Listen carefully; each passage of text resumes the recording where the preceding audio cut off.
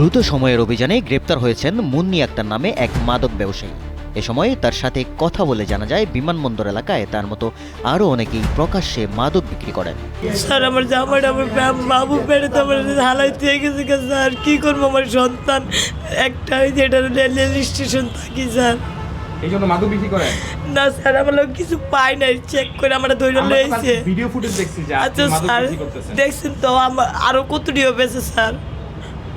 আপনি ওখানে বসে বসে মাদক বিক্রি করতেছেন এরকম রাস্তার পাশে, স্যার আমার বলেন আপনাকে? স্যার হ্যাঁ বলে, পুলিশে বাড়ি মারে, পুলিশে ধমক মারে, দইটা নিয়ে জেল দেয়।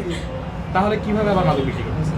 স্যার আমি এই সময় 5 টানছিলাম আমার বাচ্চার খাবারের জন্য, এই জন্য স্যার স্টেশন পয়টা ঘুমাই স্যার, এই যে পার্কিংয়ে ঘুমাই, বাসা নাই স্যার। আপনি এবারে স্যারা দেন, আর করবো না স্যার, আমার পেটে বাচ্চা 7 মাসের।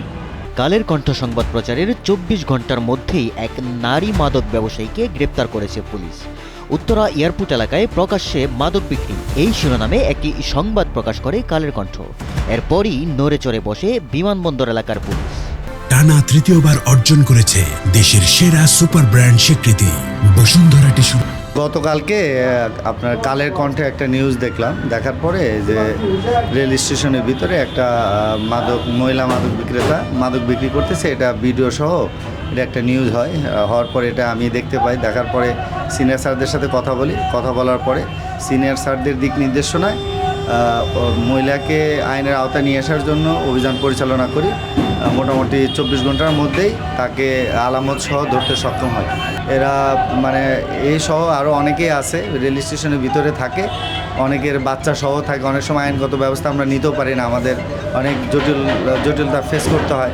অনেক সময় ধরাটাও আমাদের জন্য অনেক ডিফিকাল্ট হয়। তাদের কাছে ব্লেড থাকে, তারা নিজেকে ইনজুর করে, তারপরে বস্ত্রহীন হয়, নানা রকমের প্রতিকূলতায় আমাদের পড়তে হয় তাদেরকে আইনগত ব্যবস্থা নেওয়ার জন্য। তো আজকে যাই হোক, আমার অফিসার ফোর্স এবং নারী কনস্টেবলের মাধ্যমে তাকে অনেক কষ্ট করে তাকে আইনের আওতায় নিয়ে আসা হয়েছে, আমি তাকে গ্রেপ্তার করতে সক্ষম হয়েছি। রাজধানীর বিমানবন্দর এলাকা থেকে পাঠানো তথ্যচিত্রে ডেস্ক রিপোর্ট, কালের কণ্ঠ।